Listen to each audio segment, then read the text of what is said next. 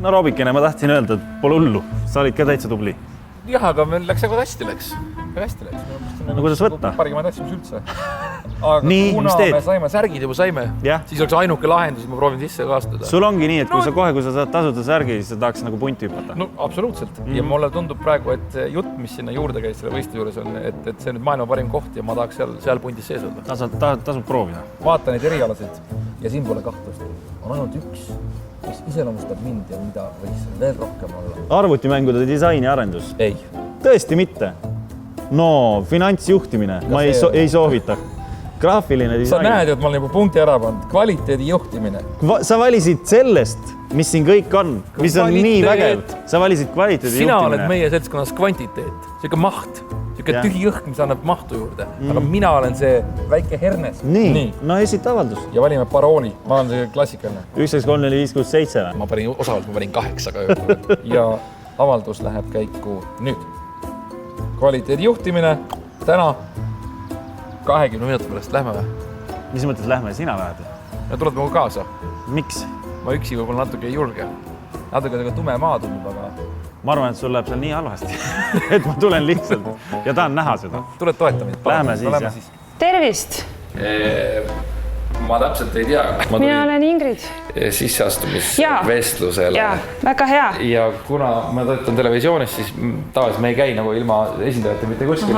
Võtsid ema? Tervist. Ta on peaaegu ema rollis täna. Mina olen Jüri. Mina olen Ingrid. Või miks kvaliteedi juhtimine? Noh, sest ma olen aastaid mõelnud, et minu töö on ikkagi puhas kvaliteet ja nüüd oleks aeg seda juhtima hakata mingis suunas. ISO 900 mudelid, sertifitseerimised. Büro Veritas, kõik asjad. Mis nüüd saama hakkab siis? Üldjuhul, kui sa oled avaldus ära teinud, nii, huvi üles näidanud eriala suhtes, siis üldjuhul ikkagi vastuvõtuvestlused viib läbi erialajuht. Kuna kvaliteedi juhtimise erialajuht on meil Tartus, sest meil on Tartus ka õpe ja meil on Tartus ka õppekeskus, siis täna teen seda vestlust mina. Ja ennekõike me tahamegi oma õppijatelt teada, et see valik, mis on esialgu kodus tehtud, see otsus, et tahaks õppida, saad aru, kas sa oled õige valiku teinud, kas sul on olemas õpimotivatsioon, kas sul on olemas võimalused õppida ja vastuvõtuvestluse eesmärk ei ole mitte luubiga läbi lasta üliõpilaskandidaadid, vaid teha selline vastastikune vestlus, et kas me vastame sinu ootustele ka. Okei, et ma ei pea hakkama praegu küsimustele vastama, sest see eriala valik toimus tegelikult ju, olgem ausad, tugevalt 17 minutit tagasi. Ja ma olen need 17 minutit olnud täiesti veendunud, et ma tahan siia tulla. Miks sa tulid siia kooli?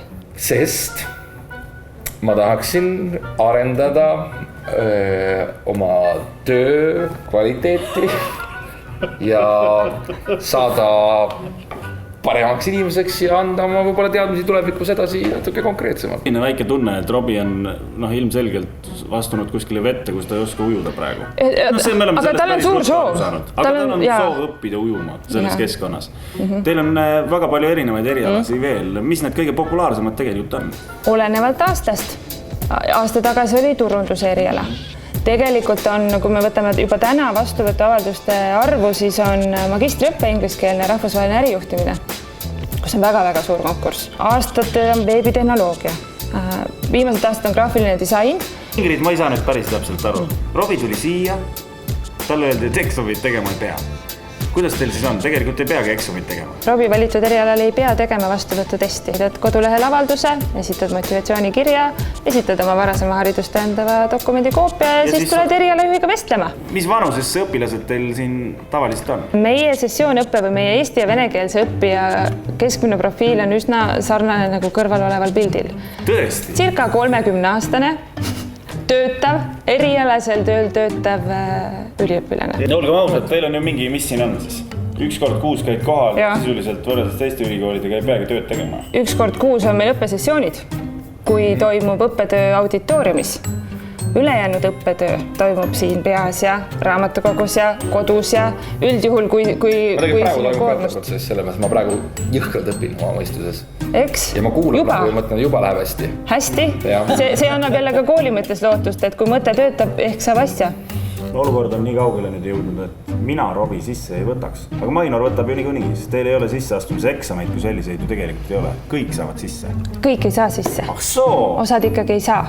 Ja Robiga mõned kahtlused veel on. Ma mõtlesin, et minuga on korras. Kes need siis sisse ei saa? Need, kes ei sobi erialale ja need, kes ei saa päris täpselt ise ka aru, kuhu nad tulevad ja miks nad tulevad.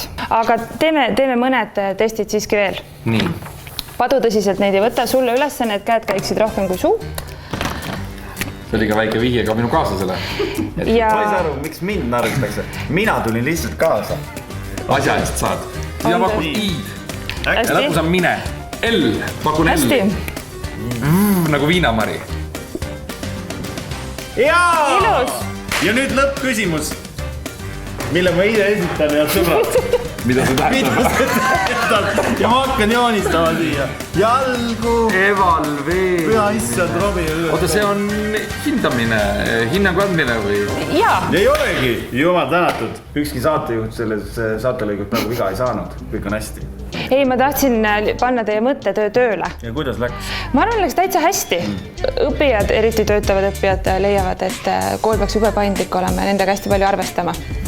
Ja peab küll, peab leidma neid võimalusi, et töötavaid üliõpilasi ka toetada ja aidata. Aga üliõpilaste paindlikkus on ka oluline. Ehk siis üliõpilane peab täpselt sama palju vastu painduma nagu kool paindub tema poole. Aga prooviks ära selle. Reaalne paindumine või? Painduvustest. See on füüsiline, jah? Kes paindub ette poole neid samu kinganinasid puutuma? Maino oli ülikooli õpilased. Kõrgkooli. Kõrgkooli. Tead tulevad, Maino oli hea kõrgkooli õpilased. Nii? No minul ei ole, peabki varbeid puutuma. No jaa, aga põlved sirged. No põlved on sirged. Hästi. See on nii. Hästi, siis on teil võite hakkama saada. Rohkem ei olegi vaja. Jaa.